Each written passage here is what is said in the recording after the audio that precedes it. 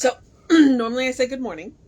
It's not morning, it's evening because this is a redo because Facebook ate like 3 of my December videos.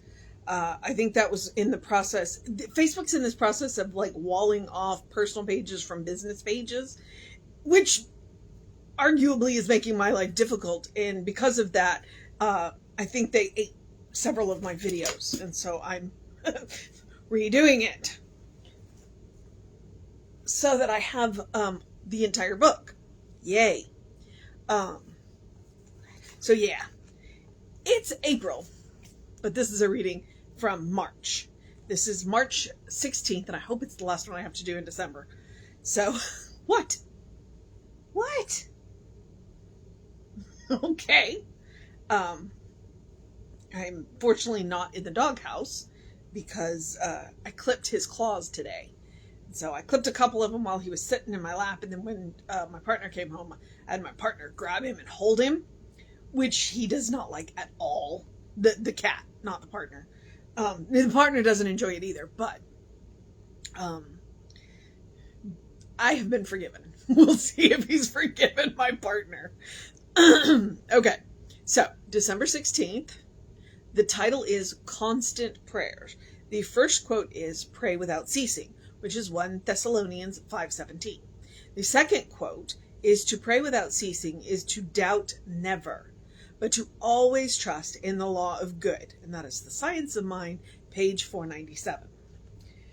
You pray in your distress and in your need. Would that you might pray also in the fullness of your joy and in your days of abundance. So wrote Khalil Gibran in The Prophet, in the essay titled On Work. Perhaps the main thing that keeps us from praying without ceasing, as St. Paul suggests we do, is our misunderstanding of how prayer is done. We may believe that our prayers must be offered in an artful, articulate manner in order to be effective. Or we may think that the only time to pray is when we are desperate, when we have tried everything else. However, there is no such rules or restrictions where prayer is concerned.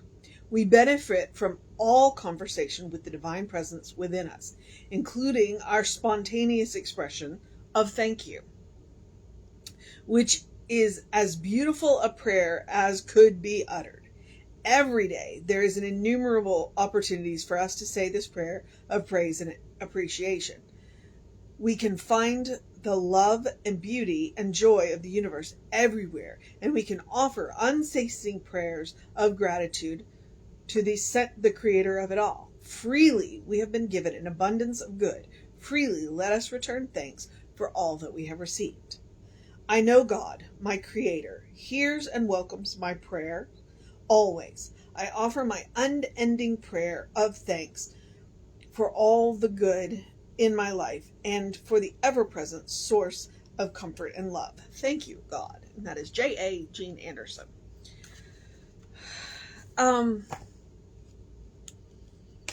So I believe it's Meister Eckhart that said, if the only prayer you say is thank you, it will be enough.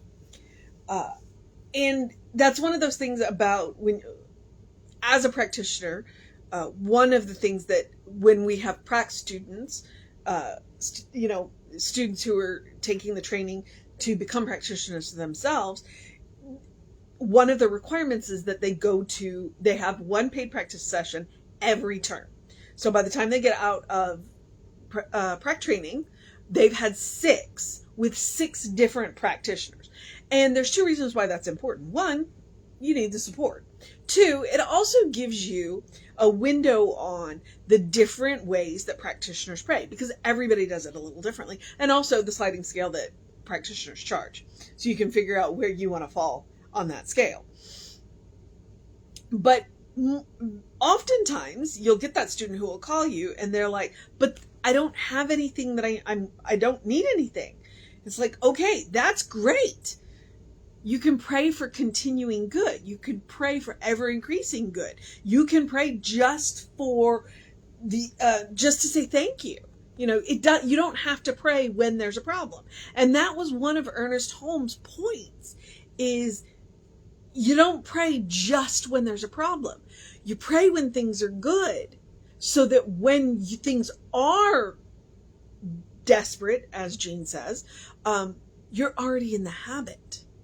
Like, why not go to the source of your own being, to the source of your good, when things are good, and ask for continuing good, and then you've got this well-worn path that you can tread with your eyes closed.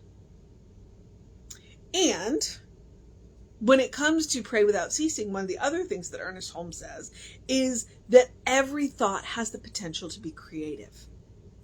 Every thought has the potential to be creative. So the possibility is there that every thought could be a prayer. Now, if that doesn't rock you back on your heels, then you're not paying attention. What I am going to remind you, and this will rock you back on your heels, is that every thought wrapped in strong emotion is creative. At which point, then you stop and you think, wow, really? That would explain some things. That would explain why sometimes when we're praying for one thing and we get the opposite, well, because we have more energy around the opposite than what we are praying for. So it's very important to look where our emotional power, where our emotions are, and what our emotions are doing, because that is, the universe looks at that and goes, oh, well, there's a lot of emotion there. We want more of that. Do you? Do you really? No, you don't. I have a very dear friend whom I love, who has made the transition, but occasionally he would look at us and he would say, you want the universe to say yes to that? Thank you, Dick Schmeltzkopf. No. Or yes, I do.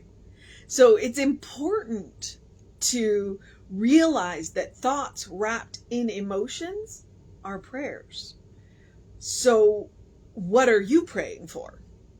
And that's why it's a good idea we call it praying up, being prayed up.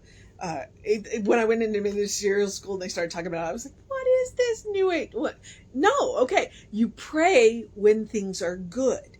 You create the habit of how you pray when things are good. And that way you are well versed and well rehearsed. And as Jesse pointed out, people say practice makes perfect, but it's not. Practice makes permanent.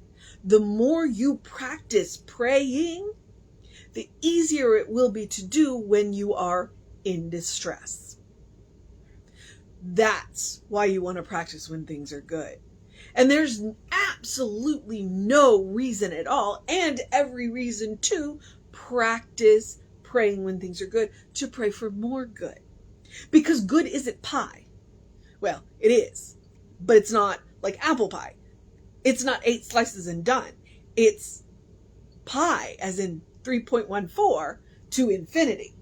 Okay? It's irrational, but it goes to infinity. Good is inexhaustible because there's no time and space in God, and God is good, and God is love. So there is no time and space in that. And so why not? That is why Science of Mind, and the whole premise, that's what got Ernest started, is Ernest looked at the way Jesus prayed and went, he's onto something. Let's try that. And let's do it all the time, not just when things are going wrong and we need help. Why not go when things are good? It's like, go get, if you think of good as a bank, and, Spirit is the bank manager, go develop a personal relationship with the bank manager. So on good days when you can walk in there and ask for what you want, the bank manager's like, oh, great, let me do that. And then on days when you are in distress and desperate, the bank manager knows who you are and is ready for you, because you know how to approach the bank manager in a way that works, in alignment with the rules of the bank. So that's the thing with Spirit is, if we want something we need to be in alignment with, well, getting in alignment is easy when things are good. So you practice it until you can do it without thinking. And so that when you are wrapped up in that strong emotion, it falls into place naturally. That is constant prayer. And that is one of the things that did absolutely, it was right around the time I was in ministerial school where I came to understand what pray without ceasing meant. I kind of looked at it and went, oh, every thought has the potential to be creative. Therefore, every thought could be creative. Therefore, I can pray without ceasing. So, whatever you tell me, I'm going to know good. So, for you, I am going to pray without ceasing. If you come to me and tell me you've got this great opportunity, then I'm going to know the best outcome for that opportunity for you, even if it's never happened. So that I can pray without ceasing for people that I care about. I can pray without ceasing for people that I don't know, because I've walked that walk. I've created that well-worn path. And when you tell me whatever is going on in your life, then I'm going to know the highest and best for you. Even if you come to me and tell me this is an awful situation and I don't know what to do about it, well, I'm going to know that you're going to know what to do about it. Because I know the truth of you. I know that you're a beloved child of God. I know that you are spirit in action. I know that you have the power to deal with whatever it is. And that's my job as a practitioner. My job as a practitioner is not to fix you. My job as a practitioner is to know that you have the power to fix whatever it is. And being a minister is no different than that. Ministers are just practitioners with a little extra training. They give us some financial training and leadership training. But we go into ministerial school already knowing how to do the treatment. That is the secret. So constant prayer. Pray without ceasing. Look to see where your emotional power goes. Especially if things aren't going the way you want. Go back. Look at where you are wrapping strong emotion. What thoughts you are wrapping strong emotion around. And maybe weed your garden. And, occasionally everybody needs a good weed killer. And when you need a good weed killer, call your friends, call the people that love you, call the practitioners in your life and say, hey, this is what's going on. Know this with me. We'll help with the weeds. So, all right.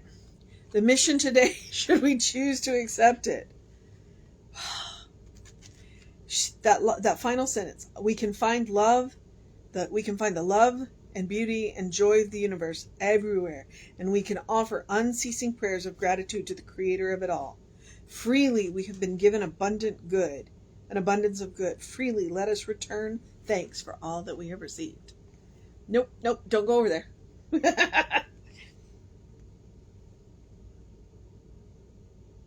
So, the mission today, should we choose to accept it, is to offer our unending prayer of thanks for all the good in our life and for the ever-present source of comfort and love. That's the mission. Pray without ceasing. Know the good. Know the good. And remember that in any situation, sometimes the good that you're looking for in this situation is right here. Right here. You bring the good in. If you walk into a situation and there is no good to be seen, remember that you carry it with you. All right. You have your mission. The other mission is the spiritual practice of doing something loving for yourself, doing something kind for yourself, doing something compassionate for yourself, whatever that looks like. Absolutely. Sometimes that good that we are, the love kind and compassionate. Hang on. I'm about to try and say what it is. When I say take a deep breath before you speak, it's because it gives you a chance to respond instead of react. And that's very important. because when we respond, we consciously choose our response. When we react, well, sometimes we got a lot of nonsense up here and that might come out first. That's why they say the first thing that you think the first thing you think isn't you. It's what you've been taught. The second thing that you think, that's who you are. That's your response.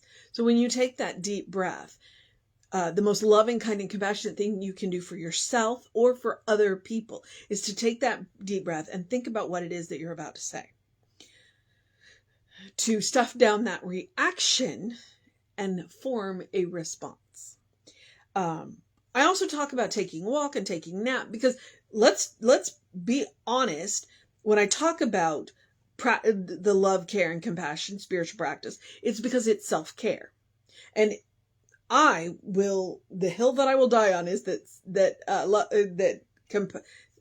self-care is a spiritual practice. Absolutely. Those who live a life of service must take care of themselves first, because we cannot pour from an empty cup. So I want you to create the habit, the first response of kindness, of love, of compassion for yourself. Because when you can do it for yourself, you can do it for anybody. And it's a spiritual practice that's easy to practice on people that we love. And maybe we don't always love ourselves as much as we could. And so therefore, we are practicing on ourselves. Because we are practicing self-care, then we can practice self-love. All right? It is about creating that habit. And it takes 21 days. That's why I mention it every day. I know I sound like a broken record, but you know what? It's important. And I'm also going to remind you, along with, you are your own best test subject. You deserve your own love, your own kindness, your own compassion, and it is about making room for joy. Okay? Your life is a special occasion. No matter what is going on in your life, even if your life looks like a chaotic mess at the moment, because it will get better, your life is still a special occasion. So, eat dessert first, occasionally. Wear the nice clothes. Do the fun thing. Be commented on by the cat. Take care of yourself. All right? Practice love, kindness, and compassion on yourself. And I'm talking about a well-worn path to the source of your own being, to the infinite source of love, kindness, and compassion. There's always enough to go around. Remember, 3.14 to infinity and beyond. So, I'm going to move forward, remind you to do something to engage your mind and your body, whatever that looks like for you today. I'm going to encourage you to drink plenty of water. Hydration is super important. Your brain works better when it's hydrated. I'm going to encourage you to get early in your day bright light, because that will help to reset your hormones. It's called a circadian rhythm. It's a real thing. It's science. You can look it up. That early in your day bright light, 10-15 minutes of bright light will help to reset those hormones. You'll have more energy during the day. You'll sleep better at night. It's important to me that you feel good. Whatever little tips and tricks that I can give you to help that, other than knowing you're good, that's what I'm here for. So I'm a big believer in self-care. Clearly. So, all right. And then I'm just going to remind you my Ernest Holmes quote. Open the windows of your soul. Allow the breath of heaven to remind you you do live in heaven right here, right now. It's all around us all the time. Because it's all good. It's all made from the same substance. It is all good. Sometimes it doesn't look like it, but that's why we talk about, gratitude. Gratitude will get you there every time. That's why I like to remind you with Emma Curtis Hopkins, look for the good and praise it. Because gratitude can change your mindset quicker than anything else. So if you're looking for heaven, start with gratitude. And recognize that heaven is a state of mind. It's a state of consciousness. That's why he says that. Open the windows of your soul. When you open the windows of your soul and look around and see the gratitude, see the good, see the amazing opportunities, see all of the godlings around you, recognize the divine presence surrounding you, you can't help but put yourself in that heavenly mindset. And when you learn how to do it, it's a state of grace. Once you learn how to do it, nobody can take it away from you, and you can practice it anywhere. Then heaven ceases to be a place and can become any place. And if you practice regularly, as we say, constant prayer, it can become every place. So that is my truth. That is my truth. So take Emma's advice. Look for the good and praise it. Okay. Social media part. We are Creative Life Spiritual Center, Creative Life Spark. I'm the Running Rev Ryan. On the social medias that I am on, obviously, you know that if you're watching this on the Running Rev Ryan page, because, yeah, Facebook. And then if you're watching it on the YouTube, you're definitely watching it on the Running Rev Ryan, because that's where I keep it. That's where I archive these. So, you know, there are going to be days that I'm going to be like, hey, what was I doing on that day? And well, that's how I'm going to look up that date and get a good reminder of, hey, you know what? I actually do know what I'm talking about. So, if you want to know what's going on with the center, email info@creativelife.org. That'll get you on the constant contact. The hot links are hot. If it says click here now, it'll either take you right to the information, i.e. like straight to the YouTube channel, or it'll take you to the person that can help you get the information. So please avail yourself of that. All right. Here's where I get to encourage you to have a great day, a wondrous day, a fantastic day, a magical day, an enchanting day, a wonder-filled day, an awesome day, an amazing day, a good day, a constant prayer day, a hey, where's my emotional power going day, hey, I'm going to go weed my garden day, mental garden, as well as, you know, it's springtime now. I know this is from December, but it's being recorded in April. A good day. And if that is too much pressure, simply have a day, because you are enough just as you are. As I've said before and will say again, you are a beloved child of God. You are a divine spark, a brilliant light, a spirit in motion, God in action, a godling, in whom God is well pleased and well represented. I say that well pleased, and that may rock people back on their heels, but you have to remember, God isn't a personality. God's a principle. So God is always happy. It's up to us to make the use of the power that is flowing through us. So, and I say well represented because you may be the only Bible some other people read. So teach people your faith by action. Teach people of the God of your understanding by your actions. It's not our words that convince people. It's our actions. It's what we follow up our words with. Remember that. All right, beloveds, take care of yourself. Know that you are loved. Know that Reverend David should be on Facebook Live. Well, it's just a script. I'm used to it now. Reverend David will be on Facebook Live with you around 5 p.m. I'll be back with you at 9 a.m. Take care of yourself. Know that you are loved, and I will see you next time.